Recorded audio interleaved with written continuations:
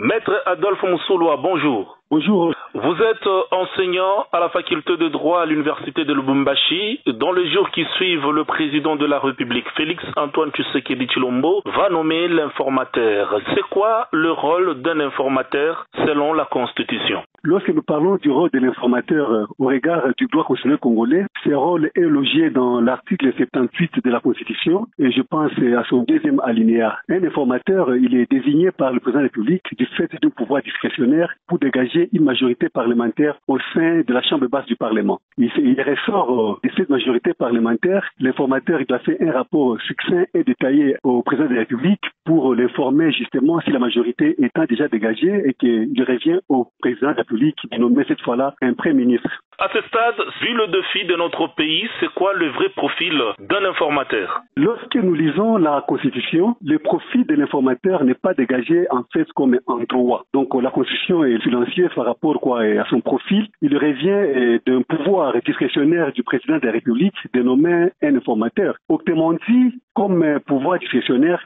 c'est lui-même qui estime le choix sur lequel peut porter la personne à désigner à être informateur. Alors, je pense pour ma part, c'est une considération qui est purement subjective. Un informateur, en principe, il doit quand même avoir un profil plus ou moins éloquent, lequel profil qui va lui permettre de faire un travail attendu par rapport aux charges du gouvernement.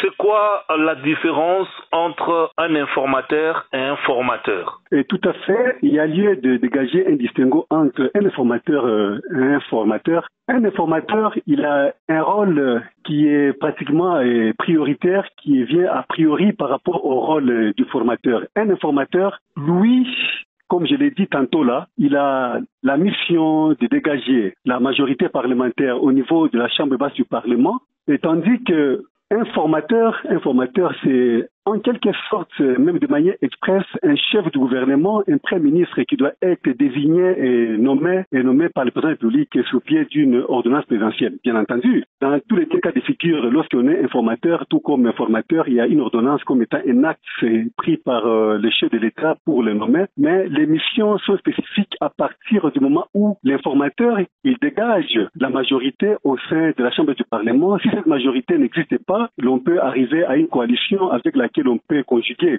l'action du gouvernement. Tandis que les formateurs du gouvernement, lui, c'est de manière définitive un premier ministre qui est désigné par le président de la République sous le pied de l'article 78 de la même Constitution. C'est quoi les délais pour un informateur? Après avoir exécuté son travail, le rapport doit être présenté auprès du président de la République qui l'a mandaté. Et donc, le délai peut prendre combien de temps? Justement, la Constitution, elle est vraiment claire à ce sujet. Lorsque nous la compulsons, on se rend effectivement compte que la durée, bien sûr, pour un informateur est de 30 jours, renouvelable une seule fois. Donc, il a au total 60 jours tout au plus. Et tenant compte du régime politique qui est le nôtre, nous sommes dans un régime parlementaire, lequel régime parlementaire qui fait du Premier ministre responsable politiquement devant la Chambre basse du Parlement, mais ce qui n'est pas le cas pour le président de la République. Donc, l'informateur, il n'a que 30 jours fois 2 pour dégager la majorité au sein de la Chambre basse du Parlement.